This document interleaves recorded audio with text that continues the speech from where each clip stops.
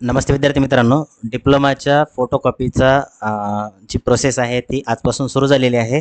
बघा 20 ते 22 तारखेच्या दरम्यान तुम्हाला तुमच्या लॉगिनमध्ये जाऊन तुमचा डिप्लोमाचा जो फॉर्म आहे तो फोटोकॉपीसाठी भरायचा आहे. तुम्हाला माहिती आहे की डिजिटल इव्हॅल्युएशनमध्ये फक्त फोटोकॉपीच आपण अप्लाय करू शकतो.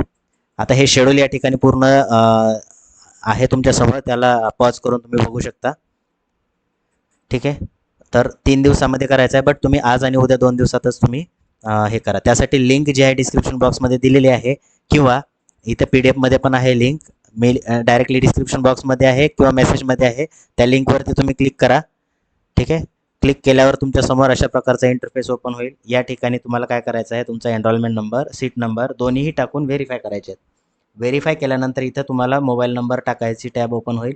त्यामध्ये तुमचा मोबाईल नंबर टाकायचा आणि नंतर व्हेरीफाय करायचं. त्या ठिकाणी OTP येईल. OTP या ठिकाणी टाकून साइन इन करायचं.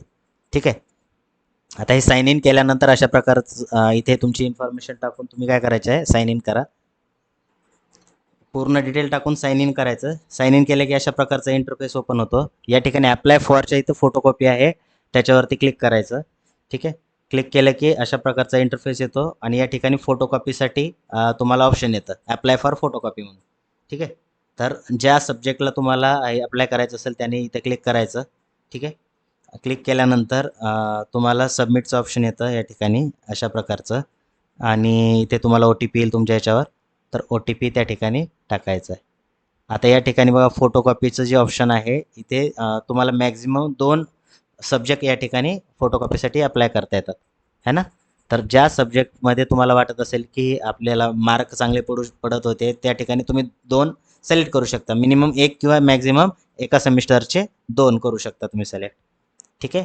2 पेपर या ठिकाणी सिलेक्ट केल्यानंतर तुम्ही या ठिकाणी सबमिटचं ऑप्शन येईल. ते सबमिटचं ऑप्शन वरती क्लिक करायचं. तुम्हाला 2 सब्जेक्टला ₹600 आहे. तर या ठिकाणी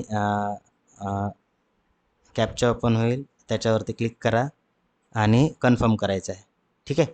कन्फर्म केल्यानंतर तुमच्यासमोर अशा प्रकारचा इंटरफेस येईल. या ठिकाणी तुमची रिसिप्ट जी आहे ती ही डाउनलोड करायची.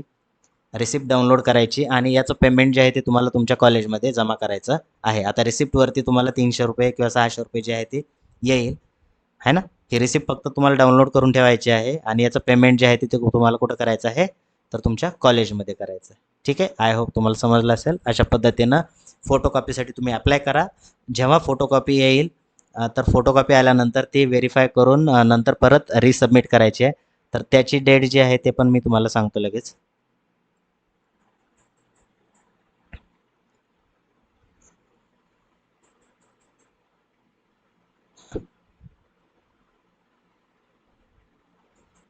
2 तारखेला 2 जुलैला त्या विद्यार्थ्याच्या लॉग इनमध्ये काय होईल, तुम्हाला फोटोकॉपी अवेलेबल असेल.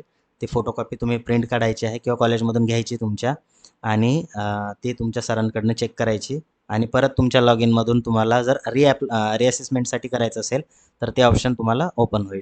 ठीक आहे.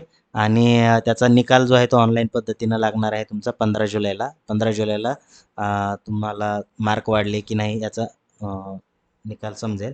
आणि तुमची जी मार्कशीट आहे ही मार्कशीट तुम्हाला म्हणजे तेव्हाच दिसून येईल ऑनलाईन पद्धतीने, आणि जी तुम्हाला भेटेल तर 24 तारखेला तुम्हाला ती भेटणार आहे हार्ड कॉपीमध्ये. ठीक आहे.